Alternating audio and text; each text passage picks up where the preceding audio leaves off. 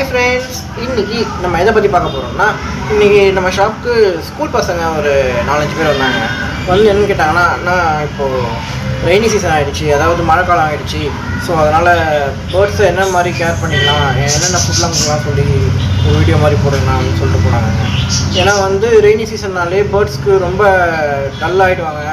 அதே மாதிரி மோஸ்ட்டாக பார்த்தீங்கன்னா இந்த பேர்ட்ஸ் வைக்கிற வாட்டரை டெய்லியுமே க்ளீன் பண்ணிவிடுங்க. ஏன்னா வந்து அதனாலே கூட ஃபங்கல் அந்த மாதிரி ஈஸியாகவே பேர்ட்ஸுக்கு அஃபெக்ட் ஆகிடும். ஸோ அதனால் டெய்லியுமே க்ளீன் பண்ணிவிடுங்க. கேஜை க்ளீன் பண்ணிவிட்டு வாட்டர் சேஞ்ச் பண்ணிவிடுங்க. சீடை வந்து இந்த தோல்லாம் இருந்ததுன்னா அதை தட்டிட்டு அந்த சீடை மட்டும் வைங்க. ஸோ அதனாலே நிறைய ப்ராப்ளம் வரும். ஸோ அதனால் இதை மட்டும் கொஞ்சம் கேர் பண்ணி பார்த்துங்க, அதுவே போதுங்க. அதனால் நான் ரெய்னி சீசனில் நான் என்ன கேரிங் டிப்ஸ் கொடுப்பேன்னா, நானே வீட்டில் வளர்க்குறேங்க. நான் இப்போ என்ன நல்லா பண்ணியிருக்கேன்னா, நான் முதல்ல சேனல் கிட்ட வந்து பேர்ட்ஸ் கேஜை வச்சுருந்தேங்க ஃபஸ்ட்டு. இப்போ ஏன்னா ரெய்னி சீசன்றதால நம்ம சேஞ்ச் பண்ணி தான் ஆகணும்.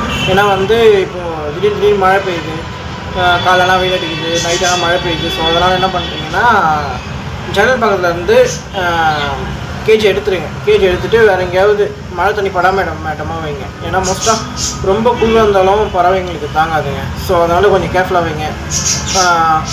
சாப்பிட்றதுக்குன்னு பார்த்தீங்கன்னா சீட்ஸ் மிக்ஸு கொஞ்சம் அவாய்ட் பண்ணிங்க இப்போதைக்கு. ஏன்னா வந்து கொண்டைக்கடலை கொடுக்கலாம். கொண்டைக்கடலை, புதினா, கொத்தமல்லி கொஞ்சம் அவாய்ட் பண்ணிங்க. ஏன்னா அதில் நீர் சத்து இருக்குது. ஸோ அதனால் கொஞ்சம் இப்போதைக்கு அவாய்ட் பண்ணிங்க. ஸோ அதை விட இது கொடுக்கலாம், நம்ம துளசி கொடுக்கலாம். ஏன்னா நிறைய இது இருக்குது. ஸோ அதை கொடுக்கலாம். கோதுமை ஊற வச்சு கொடுங்க. அந்த சீடை மட்டும் உரிச்சு கொடுங்க. அப்புறம் பார்த்திங்கன்னா தென்னை கம்பல்சரி வச்சாகணும்.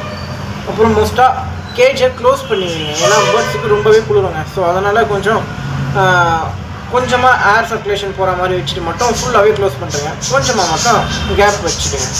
இது பண்ணாலே நம்ம பேர்ட்ஸை ஈஸியாகவே காப்பாற்றிடலாங்க. ஓகே ஃப்ரெண்ட்ஸ், நாளைக்கு ஒரு இன்ட்ரெஸ்டிங்கான வீடியோ சொல்லிட்டு நாளைக்கு உங்களுக்கு பண்ணுறேன். பாய்.